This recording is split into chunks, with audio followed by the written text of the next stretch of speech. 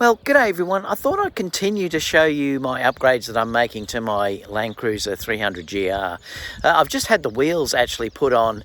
Now, I've paid full price for these, so it's certainly not a sponsored video, but I do love to give shout outs to companies that do a really good job and also look after you and help you out. So let me just switch this camera around and I'll show you what they've done. So what I did first was I asked the guys where I'm getting my lift. They said that it had to have a rating of around 1,500 kilograms. That's on the tyre and the actual rim itself. Now, I ended up talking to them also about what sort of tyres they recommended. And funny thing was, they did recommend WILDPEAK. Now, when I went to the tyre factory, they also said that they recommended WILDPEAK as well. These all-terrain. They're actually the AT3Ws, and they recommended that I put those on due to the fact that they are very, very quiet. They're also rated for snow if we do decide to do some snow trips as well. But, you know, they're very, very good in the wet and extremely quiet on the highway, whereas some of these all-terrain tyres can tend to be quite, loud when you start to pick up speed on the highway. Well, these are very, very quiet. The other thing I had to consider too was the rims. These are rated at 1,600 kilograms, and that's per tyre. So, I'm certainly going to have enough of weights to get my J-Max upgrade that I'm going to be getting done in the new year.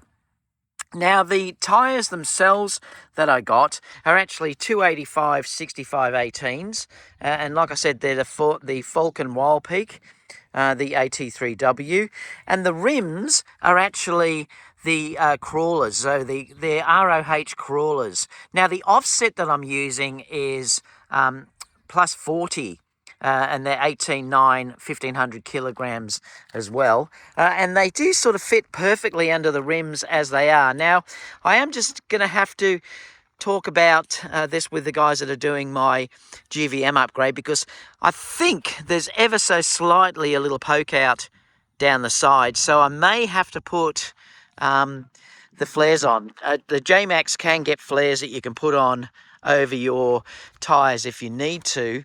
They'll just sort of replace these that the GR has on them, and they'll replace them with a slightly wider one. Sorry if this wind's putting some noise on the camera, but you can just sort of see here how much is poking out. It's ever so slight poking out, so I don't know whether you would get pulled up on this because they're so close in how they fit, but I think they look absolutely amazing. And like I said, the shop was great. Like I said, this is not sponsored. I paid for everything that they did. They supply other tyre factories and things like that, or tyre stores, and they have an amazing amount of rims and tyres and things like that I'll show you as I'm sort of taking you through this. Like I said, I always like to give shout outs to good local companies. But I think it's now sort of set off everything that I've had done with the bar work from Raslar and the side steps. It was really just missing the rims and the tyres, and now this is looking really great. I did also get the back tyre done as well, that you can see through here too, and I think I love them. I actually think it looks amazing. So let me know what you think in the comments. I'd love to know what you think. I'm very, very happy with how these tyres are. They're extremely quiet, which was the main thing I was worried about. The tread pattern is very, very good if you're looking at it.